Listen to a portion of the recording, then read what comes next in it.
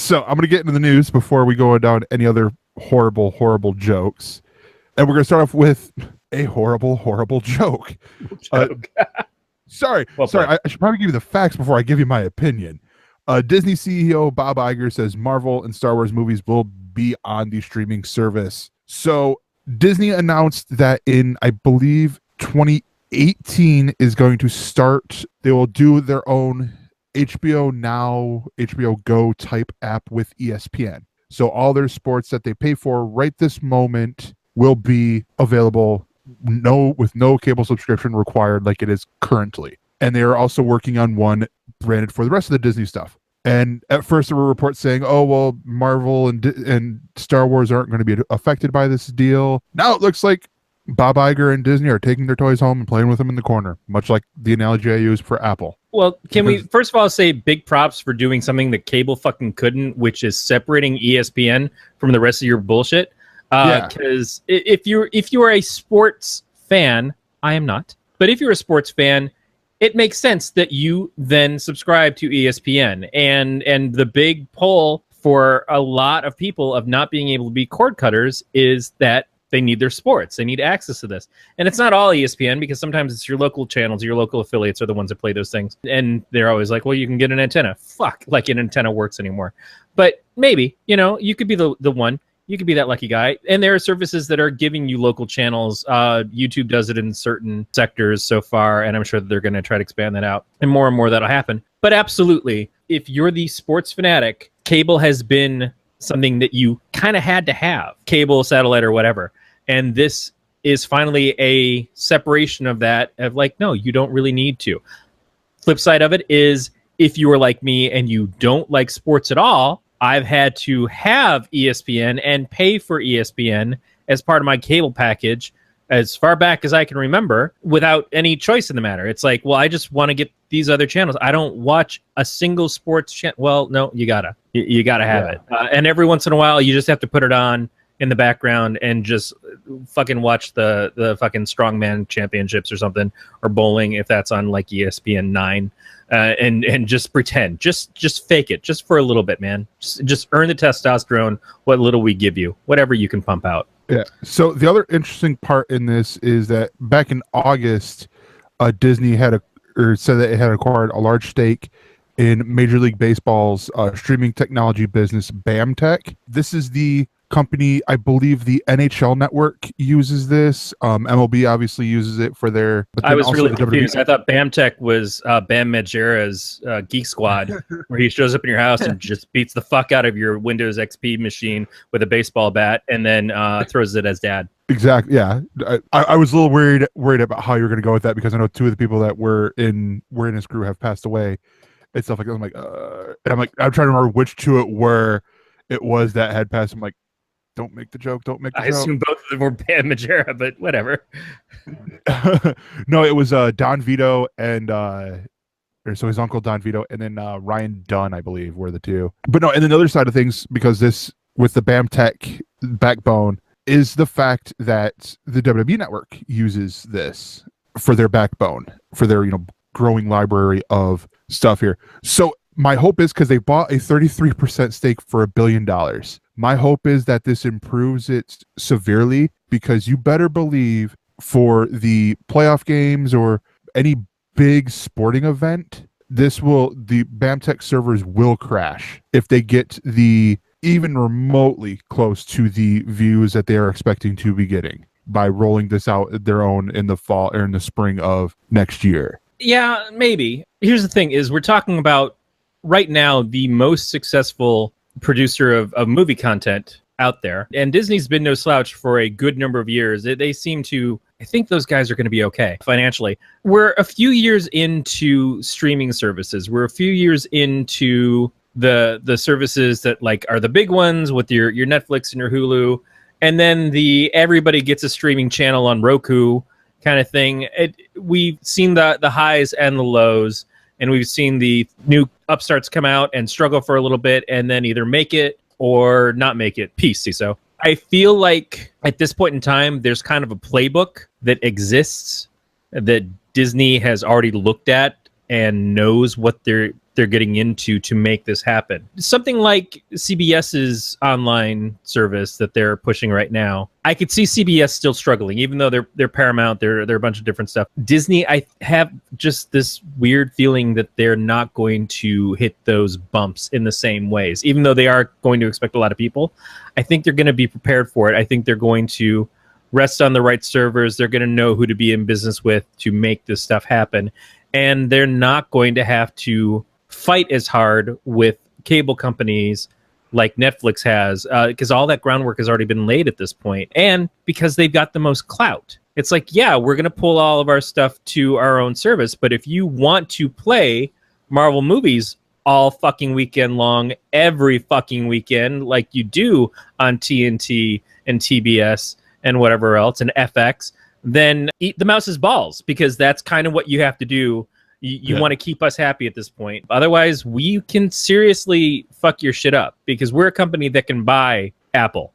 We're a company that can buy Google. And in any case like that, we could easily buy and create our own ISP company, or just, take over an ISP company that's already out there, rebrand it as our own thing, and be your direct competitor and undercut the fuck out of you, because we have our own content that everybody wants. See, you're hitting at the other side of what I'm hitting at. With me, with the BAMTech part of it, which I didn't realize until looking in the article. I'm like, oh, hey, they did that. I think I'm on week 4, so I think I've used for the year my wrestling talk. But with the WWE Network, one of the biggest things is, you can watch the pay-per-views for $9 a month. That is why I have, I am still a subscriber, is because, when they were doing 2 pay-per-views a month, I'm basically watching $140 pay-per-views for $10 in 1 month, because they were doing two in a row. You get to a big pay-per-view like WrestleMania, where you've got around the world, millions and billions of people watching it.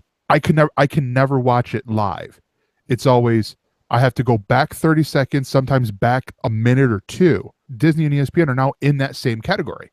So it's one thing for, like Netflix, where there might be people watching the same thing at the same time, but it's not like you turn to Netflix and here's the Death Note movie, or here's BoJack Horseman season 4 episode 3. You get to that, especially with a live event like the X Games, or if they get a deal for a Super Bowl, which I don't think would happen, but let's just say that it does, or they do a co-branded thing when it's on ABC for the Super Bowl, to get all those people who can't get ABC on their local antennas or local, networks. Oh, the stream's down. So now you've got, and you got, the people who are throwing Super Bowl parties, and they got these big screen TVs, and they got the one guy, because that TV's not working, who's watching the highlights on his phone, who's watching people do it Snapchatting from way up in the nosebleed seats.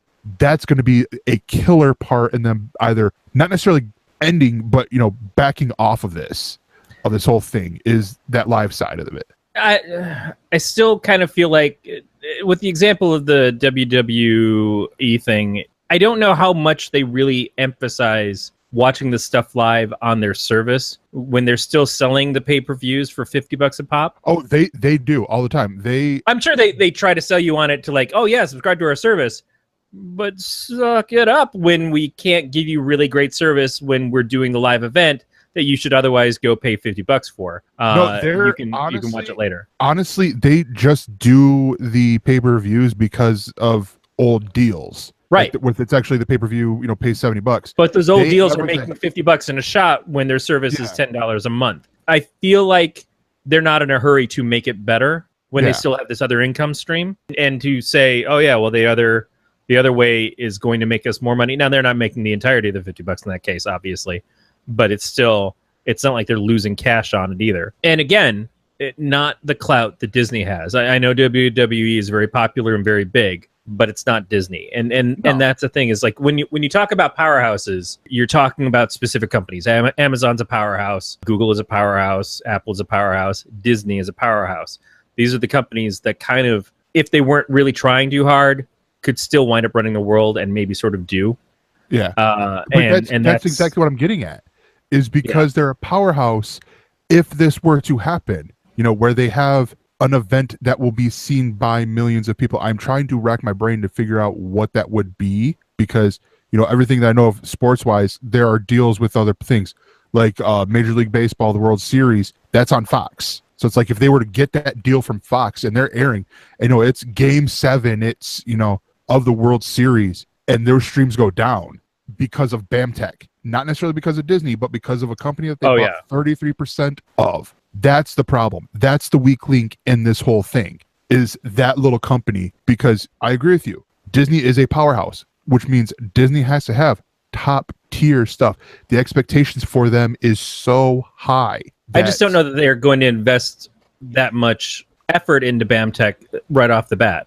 Or if they're going to put that much pressure on BAMTech itself alone. It's kind of like Apple makes its own hardware and everything, but Google has their phones made by a bunch of different companies. Mm-hmm. And even when they've purchased companies, like when they bought Motorola before, and possibly if they are seriously considering buying HTC right now, I still don't think that they're not going to have working relationships with other manufacturers, because they know that it's better to go wide than it is to rely on one thing, even if it's something that you control yourself, until you're sure, until you're absolutely positive. Google puts out a couple of phones with HTC and it's all under Google's branding, and they become big successes and they start competing with Samsung as the premier Android phone, and then they can kind of pull clout.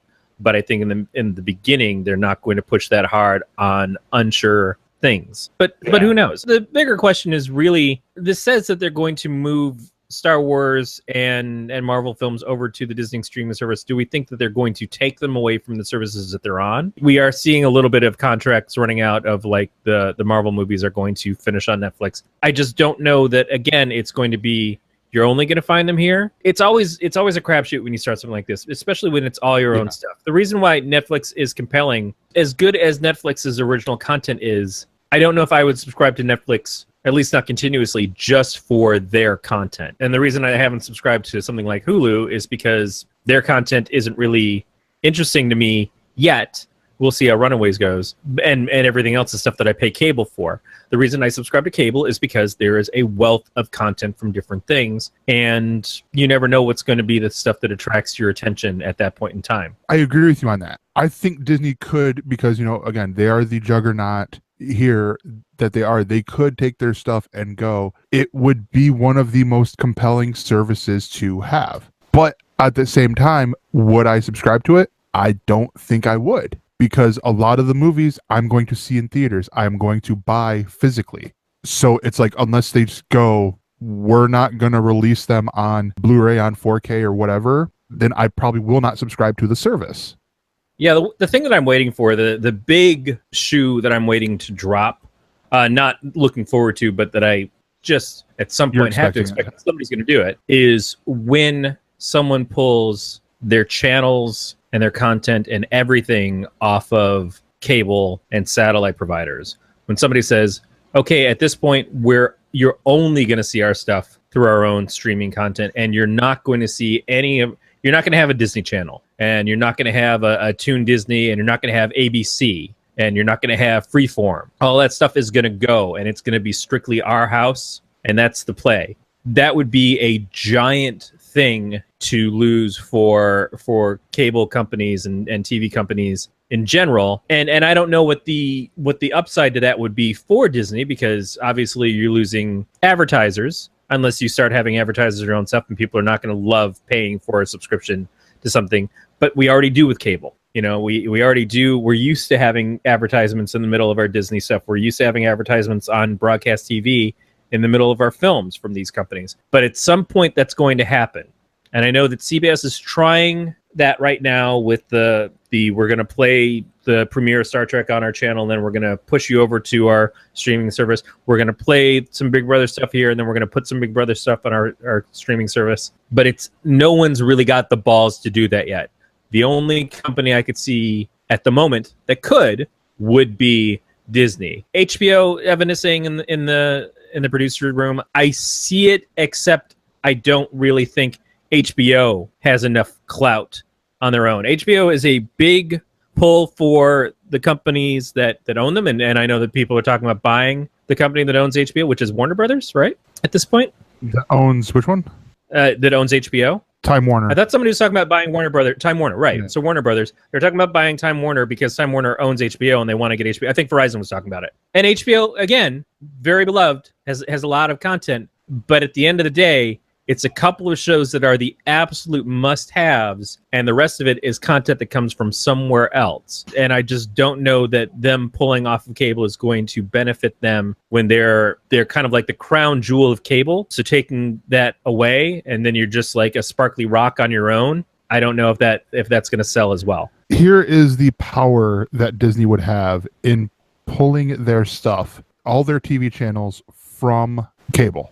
They own Disney Channel and all the subsidiaries there, so Disney, Disney XD, stuff like that, ESPN and all 50 of their channels, Freeform, which you said, and then the ABC channel, the ABC, the affiliates and stuff, but also the A&E network, and all that, which is something that a lot of people don't necessarily think of. So you're losing A&E, Crime and Investigation Network, FYI. So Corey, there goes all your tiny house shows, History Channel, Military History, Lifetime Movie Networks, Lifetime Real Women, Blaze, Viceland, Bio. Lifetime's where I'm going. Well, not Lifetime. Hallmark Mystery is where I'm going for Monk reruns right now. And it's one of those that you look at that and it's like, okay, this sort of makes, they do have the power here to do this.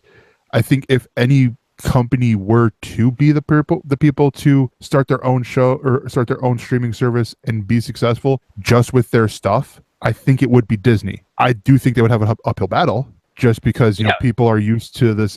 Because Google figured out, but then dropped the ball on, is the other part of it is providing a way for people to get this stuff. The thing that cable and satellite has is that it's not the content, it's the way that the content gets to you. When I have a cable box and that cable coming into my wall, there's a guarantee that I'm going to, for the most part, obviously cable goes out sometimes, satellite has weather problems or whatever, but there's pretty much a guarantee that I'm always going to have access to this content. There's always going to be something on my TV to watch. And, since they've taken over the lion's share of ISP services, that the streaming stuff that I want from Netflix, which I can now watch through my cable box, streaming stuff from Hulu, streaming stuff from this Disney thing or HBO Go or whatever, still relies on an ISP company that is normally the cable company.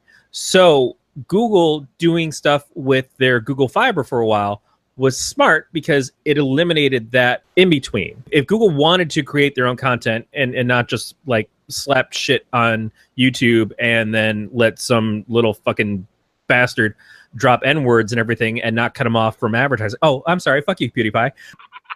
But if they wanted to make some actual real content and they wanted to get into the content marketing stuff, first of all, I fucking hate that because I hate the mix of these things. But yeah, that's why you need to have an ISP service. And really their reasoning is because, well, everybody should have internet access and then everybody should see Google ads and use us. But if Disney was suddenly to say, yeah, we're going to give you an ISP service, or we're going to create an ISP service so that you'll never not be able to get to our content, because that's the way that you scare cable and everybody else is, one, we're going to take our content away from you, and two, we're not going to need to rely on you for anything as far as getting that content to people, just every single block out of it. The other companies that kind of have a lot of channels are Turner Broadcasting and Viacom. Those are the big staples of your cable services, are those three things. And then everything else is kind of like, the little hits and misses here and there. Those are the building blocks for the entire industry, except, again, it relies on, well, how do I get this stuff if that went away? And that's the question. So it's still great. Disney, you want to pull your stuff over to your own channel, beautiful, but unless you have a way to promise that I'm going to get it and it's going to, be as fast and seamless as what cable has been, it's still going to be a hard sell for a lot of people. And there's a lot of people who don't even have access to high-speed internet at all with cable companies in their area. So who's going to solve that? And that's why it falls to a company who's looking at it like Facebook does. And Facebook's like, we want to get everybody on Facebook, and we're going to start creating our own content. We're going to have video streaming and stuff like that. But they're thinking the big game, not just I'm going to take my toys over here and, you guys are going to have to follow if you want to play with my stuff. Now, Facebook's like, we're going to give you access to the toy box, but we're going to build you a whole fucking playpen around it that you will also be able to get to it. Yes. Unfortunately, you're locked inside and everything smells like rotting diapers. But, whatever. Middle school. I will say, to hit on real quick before, and I'm going to move us on, you reminded me of a Korn music video the I can't remember which song it was, but when you were talking about the big three network owning people, you know, Disney, Viacom, and Turner, that's one of the things that's in a Korn music video. I cannot remember which song it's for. And I'm like, oh, hey, yeah, I remember that part from the music video where it's like 90% of all TV channels are owned by 3 companies. Also, I am a fucking elite. Not that one. That one's the Bullet video. But yeah, it's Y'all Want a Single is the name of the one that Beat was put out. That's what I'm thinking it was, but I couldn't think of the title, if that isn't the title. But anyways, I'm going to move on because we're going to stay in the House of Mouse, but we're going to go into the Marvel side of things with Agents of S.H.I.E.L.D. And we're getting a familiar face coming back in season 5, and that is Nick Blood. He will be coming back as former S.H.I.E.L.D. agent Lance Hunter. He was in here, you know, for season 2, which it seems like it wasn't that long ago, but it was when he came in with Bobby Morse with Mockingbird Egg, played by Adrian Palicki, and then they left in season 3 to go start the spin-off Most Wanted, which ABC passed on. I honestly think this is a really cool thing because I like the Lance Hunter character that he plays. I liked Lance Hunter. Okay, I was far more into Bobby Morse. I think Bobby Morse as a character, obviously coming from the comics, very interesting. She was played very, very well by Adrienne Palicki. I think she was that one thought of like, wow, if they're going to actually have something go from the TV show to the movies, Mockingbird could be it. And this actress could be it because she's done movies. She was in the second G.I. Joe one, the G.I. Joe one that didn't suck as bad as the first one, obviously. But she's been in a lot of stuff. And yeah. she's a very talented actress in her own right. But she's got, in my views, she's got a movie star quality. But on top of it, it was just like, Hunter wasn't somebody that was from the comics, wasn't somebody who had a relationship with Bobby in the comics.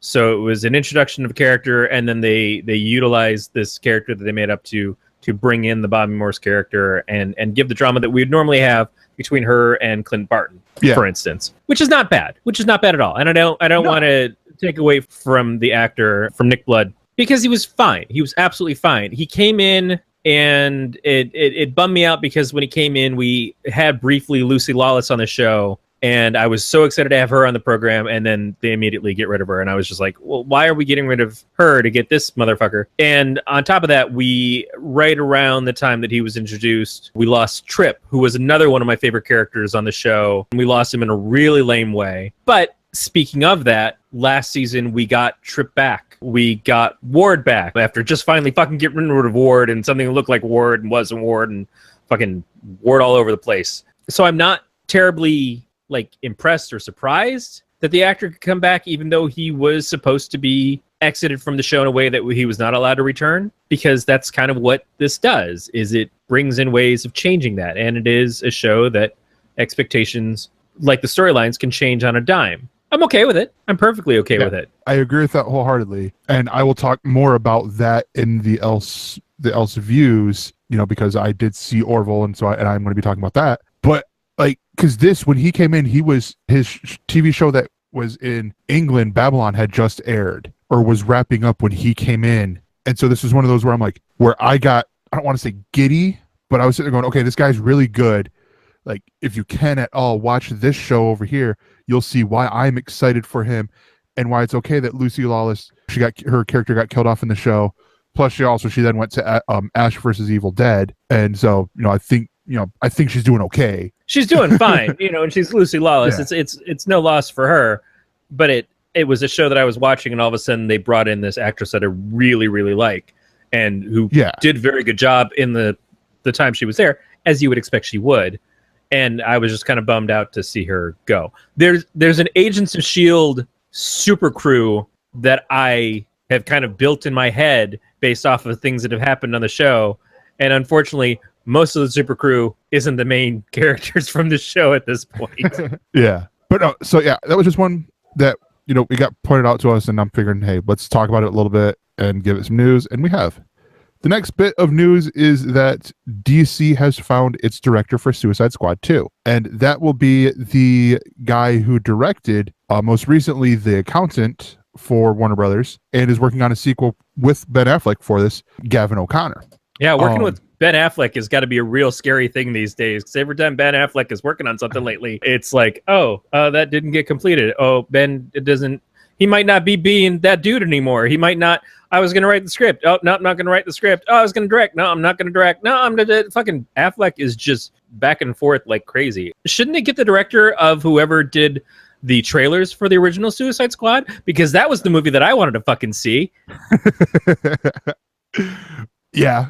So basically what you're saying is hire intern at marketing firm A to direct Suicide Squad 2.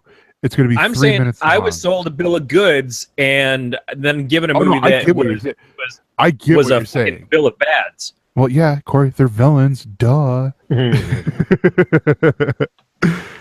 But no, so this comes after David Ayer, who wrote and directed the original movie, stepped aside to focus on Gotham City Sirens, one of the, 5, I believe, DC spin-off movies built around Harley Quinn. He came in, pitched his version of the movie, and he's also going to write the movie with his scripting partner, Anthony Tambakis. I honestly feel like this is going to be good. I mean, I haven't seen The Accountant. The Accountant looked really good from seeing the trailers. It's just I haven't found it in on the streaming services to go, all right, watch this, sit down, watch it. Oh my gosh, that was amazing. Sort of deal. Yeah, it's been playing on HBO. I haven't sat down to watch it either, but I've heard reasonable things about it. I heard it's almost as good as Geely. Oh, no, I'm kidding. Here's the thing with the Warner Brother announcements, though. I don't believe that any fucking movie is getting made until it's actually out at this point, because they are just announcing so many different things, and they still haven't been able to get a fucking director and script nailed down for The Flash yet, and that's one of the first things that they announced. And we know the actor, and we know people that have been pulled into these films and then aren't showing up now because they just can't get their shit together. And so naming, like you said, 5 different spinoffs for Harley Quinn and a fake Joker movie that's not in continuity, and all this fucking bullshit about Flashpoint and every other fucking Elseworld thing that they're saying they're going to do now. Fuck you, DC. Fuck you up your ass. I don't believe you can make a goddamn movie. At this point in time, you lucked out with Wonder Woman. I'm going to give you some props. I'm going to say that Wonder Woman probably worked in spite of your fuckery, but I don't think for 1 second that you can make an actual play in this goddamn cinematic universe that you've been promising for the last 5 years. You haven't done it yet. You haven't fucking done it yet. Lucky Once is not a fucking success. It is a fucking stab into the dark that it fucking landed on a vital point, but that's it. No one fucking looks at the Justice League who didn't already have their balls in their hands about Justice League before and thinks it's actually improved. We keep hoping. We keep praying you're going to somehow work it out. But I don't fucking believe you, because this bullshit fucking release of let's keep talking about DC. Let's keep talking about DC. Here's a fucking Batgirl movie. Where? Oh, I don't fucking see it. No, believe me, it's coming. It's coming right up. No, fuck you. Fuck your fucking bullshit. Just make a goddamn second good movie. And I know we're going to get to the story in a second, but until I see that even fucking happen, I don't believe it. No, you're on a great point. And this is what I've been saying for a while. They're trying to play catch up to Marvel. Marvel announced, I forget who did it first, but Marvel announced this big slate of movies. And then DC did. I think it was Marvel, then DC, or it could be the other way around. And it's like it was one of those. Here's our next 10 years of films. We've got them all planned out, and it's like here's Aquaman, and here's Flash, and here's Cyborg. What the fuck, Cyborg? Really? Okay, all right, maybe fucking sell me on Cyborg. No one's selling anybody on Cyborg. And don't get me wrong, Marvel has switched things up numerous times, but absolutely. It was always for the benefit. It was, this movie that we thought, okay, it would have better, bigger things for, Avengers Infinity War turned out to be really good. So let's give them a sequel, because that makes logical sense. Not, this works, so we're going to do 20 more movies with this group of people like DC's doing. No, I mean, I don't even want to make the Marvel comparison because it's not fair. I enjoy Marvel, you enjoy Marvel, but Marvel fucks up too. I mean, you can't look at what Ant-Man is without wishing that we had gotten what Ant-Man was. Yes. You know, and that's I take nothing away from the guy who wanted to make the movie. He did a very good job, and he was very respectful of what was planned and kept a lot of that in. But I know I'm wearing a goddamn Scott Pilgrim like playoff shirt with Batman and Robin on it and all the villains, because Scott Pilgrim was really good. Yes, that's an aside. But my problem is not DC trying to be Marvel. My problem is DC trying to be anything, because they don't know what they are. They are not on message. They have no idea what their vision is. There is no clarity in what they're doing. Right now, DC is fucking vaporware. Remember the Phantom system? Remember the system that was supposed to be coming out? This video game system was going to run PC games, but it was a console. And they talked about every year, like, where are we going to see one? Fucking E3s right now. Where's this fucking bullshit machine you keep promising us? That is what DC is right now. They're just like, please keep talking about us. Please keep us in your hearts and minds and prayers. Fucking have a vigil for DC movies right now, because we need you to believe in us. Clap your hands. Clap your hands if you believe in DC. That's the only way we're going to live. No, fuck you. Fuck you. Fucking deliver. There's no reason why you as a company, with the fucking characters that you have and the fucking ass fucking catalog that you have of shit to pull from, of stories, and the fucking directors and the fucking actors and fucking writers and everything else that you should have at your fucking beck and call. There are people who are dying. There are people who would just cut parts of themselves off and hand it to you like fucking Oliver in the fucking Twist novels, and just they would do anything to be working for you, and you keep going to the same fucking stupid ass well over and over again, and you're like, hey, you know, let's see if fucking Scorsese can make a goddamn Joker movie. Scorsese doesn't give a shit about the Joker. Scorsese's gonna make a fucking Scorsese movie, and he'll put fucking makeup on the dude. You know how well that works? Fucking Damaged is how that fucking works. Get a fucking clue about your properties and make some good goddamn movies. You used to know how. You don't know how anymore. You fucking Schumachered yourself into a fucking corner, and even that was at least one man's vision of something. It sucked, but it fucking made sense into who he was in the films he wanted to fucking make. You don't know how to make goddamn films with fucking directors and fucking writers. I have a question for you. Yes. That will hopefully end that rant. And actually, my blood pressure is really good. No, okay, that's great to know. But because the one thing that I've always given DC credit for, and I haven't seen Batman and Harley Quinn yet, but the DC animated movies have a better track record. Up until they decided that every female character's motivation had to be to fuck a hero in him. True, but you put that aside, they still have a better track record of making movies. Because their expectations are low, and because for the most part they're retelling stories from the comics. I wish the stories they were retelling weren't pulled from the New 52 so much, and they're deviating from that now because the New 52 didn't last very long. There's a unified vision that has been with the DC animated films. Now they deviate from that sometimes.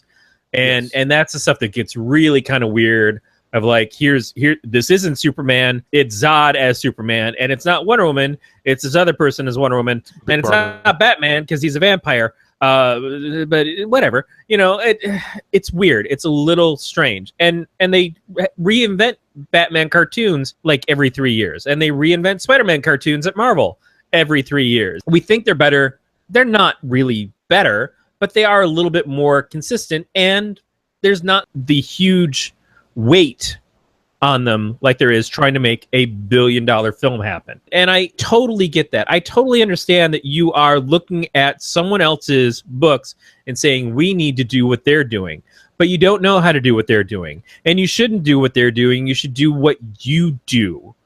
But if you don't know what you're doing with your own stuff, if you don't understand your own properties, and you don't hire people who understand your properties, then all you're doing is diluting your brand. Yeah. You're damaging yourself. In the long run, there's going to be a time where people are not going to be willing to see these films because they're not consistent, because they don't work well. And it wasn't that long ago that we got shit like Catwoman, you know, and they're lucky that at the same time we were getting things like Elektra. But realistically, I would rather watch Elektra than I would Catwoman, because Elektra had an idea as to who that character was, and Catwoman had no fucking idea. And they had a movie where Catwoman was like the biggest part of the film, And they couldn't go off of that and say, well, then we should take her and put her in her own movie. No, let's do something completely fucking different that nobody will recognize and basically ruin Halle Berry's career. I can't root for them. And I'm a DC guy. I'm a long-standing DC guy. And to make me feel like I can't root for you, that's gotta say something. And I know I'm old, crotchety, not young and hip and with the kids and their Pac-Man and their long hair and their Beatles albums or whatever. I get that. You know, so the stuff might not be for me, but I'm not seeing who it's for. I'm not seeing the audiences that love it. Okay, quick aside. Did you just describe how your grandparents described you when you were a kid? No, I described. I'm feeling kind of ancient these days. No, I just like. I know that there are people who like these movies. Yeah, I know that there are people who really enjoy these movies, but I don't know that there is the level of like I'm a hardcore DC movie fan out there. There might be some, but I just don't think that there is that bucket of people who are just like I will lap up every ounce of this shit. Like there is with the Marvel. I know there are more for the DC animated movies than there are for the the DCEU, and that's why I asked that question, because I know there's a friend of mine at my work that he owns every single. I think he has every single DC animated movie in at least in because Mask of the Phantasm isn't considered in the animated universe, but in Blu-ray. And then I told him about the collector set that they're going to do that's going to include Batman and Harley Quinn, and he's like, "Oh damn it, I'm gonna have to buy that." But he did it because because he wants to buy it, even though he already owns every single movie in there. He wants that collector set and all that. And there are other people who are like that too, where like that's why I had asked, couldn't we get, and because I know also with the animated movies, they've had the creators or people who have been doing significant runs in the comic books working on these projects for on the animated universe side. Couldn't they at least take that page out of the book and get Greg Rucka writing a Batman book, like a Gotham Central movie? Or we were hoping that Gotham was going to be a Gotham Central style show. Yeah. And we got something far and away nothing like Gotham Central. Gotham has its fans. It absolutely does. I don't get it. I certainly don't enjoy it myself, but it's on its fourth season as a Fox show. That's amazing. As a Fox genre show, that's a level of success I would never have expected. I certainly agree that there's some really fantastic creators that you wonder why they're not pulling them in more. But then you see what Marvel did with the Inhumans, with the comic side trying to make the movie, when the movie people said, we kind of think this isn't going to work for us, so we're gonna let this one go. Yeah. And Perlmutter and Jeff Loeb and all of them like, well, we're going to make it and we're going to release it in theaters. How do you like them apples? Nobody liked them apples. As they say, one apple spoils a bunch. A lot of people are worried because they don't realize the separation of the Marvel TV side from the movie side. And they see that apple and they're like, this might have spoiled the fucking bunch for Marvel. Yeah.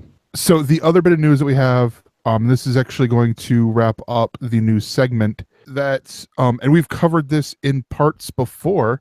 Patty Jenkins has closed the deal to direct the Wonder Woman sequel. This is an article that should have been posted 2 weeks after the movie came out.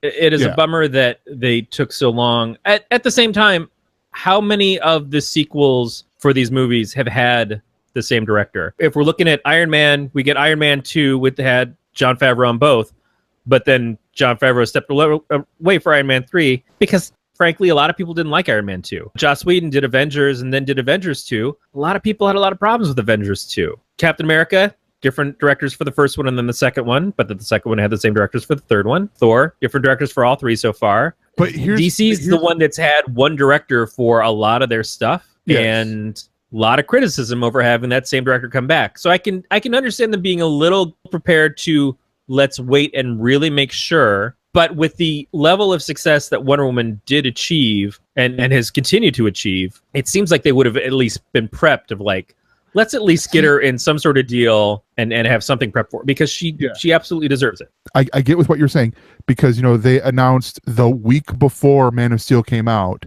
that Zack Snyder had signed on to do a Man of Steel sequel. We all know how that turned out. I'm not going to go down that road. According to them, we still haven't gotten the Man of Steel sequel.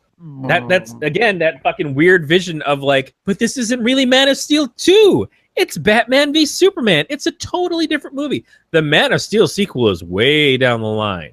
It'll still happen someday, even though we fucking killed the character recently, and try not to pay attention to that we're selling you this fucking bullshit Superman movie that we aren't going to call fucking Superman. But no, we really killed the character, except for the floating dirt. Oh, yes. What the fuck? But no, see, here's the thing that I'm getting at with that. You announced the week before that Zack Snyder, that Man of Steel comes out, that Zack Snyder is doing the next Superman movie. Batman vs Superman would count as that, and that did okay in the box office. But at that point in time, they expected it was going to be better. Yes, you wait. You have a hit. You have a movie that is breaking records, and you wait until the Blu-ray is coming out to announce that you're bringing the director on for the sequel in what everyone is claiming to be a no duh moment. I mean that again, you're hitting it on the head. And now I will give them some credit. It looks like Patty Jenkins had been working, on a script for the sequel with Jeff Johns already. So it's like they knew it. It's just they were trying to work out some fine deals, or some of the fine details of this. And one of the things I want to point out is, while an exact number could not, this is a quote from Variety, while an exact number could not be unveiled, sources say the number is in the $8 million range to write, direct, and produce, making her the highest paid female director of all time. But still criminally underpaid compared to a lot of the male directors. Now, she does not have a huge pedigree of director experience, as I understand it. I haven't checked up on her completely. But she doesn't have a lot of movies that she directed before Wonder Woman. Yeah, I look at it. I look at this in this regards. I'm going to relate this back to WWE because one of the podcasts I watch or I listen to is Edge and Christian's podcast, and they were talking about the Mae Young Classic, the same thing that I was talking about last week on during the One Man Show, and they were talking about all these women wrestlers, and they were comparing them to male wrestlers, and they said that they don't want to do it, but like one of the big ones, and is one that I did myself. She's one of the 4 horsewomen of MMA, Shayna Baszler. They compare her to Brock Lesnar. I also compared her to Brock Lesnar. Why? Because there's no one else to compare her on the women's side. The only person that would have come close is Chyna, and she wasn't a powerhouse wrestler. Like, yeah, she was strong and she was bigger and more muscular than the women who were wrestling at that time, but she wasn't set up like a destroyer like Brock Lesnar is and like Shayna Baszler is. What I'm saying, to tie this back into here, this is Patty Jenkins being compared right now to the male directors. This is what's going to inspire the women, hopefully inspire the young women directors to come out with kick-ass movies that they write, they direct, they produce themselves, to where Hollywood wakes the fuck up and hires them for these movies. I think women have been inspired for a long, long time. I think the problem is that Hollywood still ain't woke. Even after we're seeing Hollywood still ain't woke. It's the same thing as women in government. It's like, that's great. Oh, good. We got a woman, senator. We've got a woman in the House of Representatives. Oh, we've got women running for vice president. Oh, we've got women running for president. But it's still a fucking lot of old white fucking men that don't give a shit and just will pat you on your hand and say, there, good job. Now I'm going to go fucking talk to Scorsese about a Joker movie because that's more important to me than your highly successful fucking film that you just directed, Miss Oscar winner from 2003, who then didn't get fucking dick all for work after that. Now, I don't know the reasons why she didn't. Maybe it was her own choice. And maybe the hesitancy on hiring her was that she was figuring out what she was worth. Beatmaster rightly pointed out that she's getting paid from the back end of the film, too. And that's great. But again, it seems like I see those deals happen for men a lot more. And those guys, a lot of them have not had the degree of success on a film like she just did. Still, I mean, she didn't write the first Wonder Woman, but she is co-writing this one.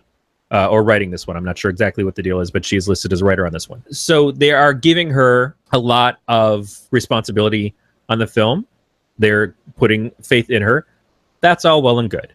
And again, Wonder Woman at this point in time is not representative of the DC film universe as a whole. Wonder Woman at this point in time can still be looked at as a fluke. Now, it may be a fluke just for the context of being in the DC film universe, or it may be a fluke for her too. I don't know. I can't say. It may be that just everybody was right in that moment where we really, really need a Wonder Woman movie to succeed. But by the time the next one comes out, who knows what we'll need or what we'll want, what we'll desire to see. Because like I've said many a time, fans are fucking fickle. American fans especially are very, very fickle. And who knows how people are going to respond to Wonder Woman in the Justice League movie if the Justice League movie is the same crap as we already felt, some of us felt that Batman v Superman was. And Wonder Woman didn't get any of that crap on her in the first one because she was, by all accounts, the coolest thing in the movie. But she came about with just action scenes and looking all like, I'm beating the fuck ass out of everything when you guys are just like whipping your dicks out at each other. You know, she's like, I don't need a dick. I'm here to fucking whip ass and save the fucking world. And you guys can either get your shit together and help me, or I'll do it my own goddamn self. That's very cool. That's a great thing to lead in on. But when you're like the shining star of a shit movie, you look great. Yeah. Then you go and you do your own movie, and it's a great movie. Beautiful. But then you go to the next movie, and it's a shit movie again. I'm not saying it's going to be, but it could be. And in this shit movie, a lot more of it rides on you again. Who knows? Who knows how excited people are going to remain for Wonder Woman at that point? I don't know. I hope that it continues to be great for her. I hope that it's the turning point for the DC film universe. I don't believe it, but I hope. We'll see. Yeah. All right. So that is going to do it for the news, and we will be right back with the Else Views. So if you want to support the show, we have a couple ways to do that. One of the ways we are working on here, possibly, but you know, you go to gncast.com/support. On that page, you will find the Amazon affiliate link. You go through, you click that, you do your shopping like you normally would. You are giving us Jeff Bezos's money. It doesn't change your price. It's just, hey, that little bit that goes to Amazon, a little bit of that goes to us. I like it. The other way is through our Patreon, through monthly donations from you guys. It helps us keep all of our stuff afloat. You partner with us. You're helping us to keep the lights on. You'll have the Patreon exclusive show, I guess is now the new thing. Peter Fisher's Applicably app review show. I don't know what the actual official title is, which I will be a guest on in the coming months. Next month. Which the show, by the way, sounds freaking awesome. And you want to know how you get to that? You support us at the $3 level. That's $3 a month. That's not $3 an episode. That's not $3, for every show. That's a small Starbucks coffee a month, and you can get this show. That is really cool. You can find that. We won't make you poop. Yeah, exactly. And we won't make you poop. Although I cannot say that you shouldn't listen to us while you poop, but hey, you do you. You can find that over at gncasts.com/support or patreon.com/galacticnetcasts. For more on this Galactic Network podcast, go to gncast.com. That's gncast.com.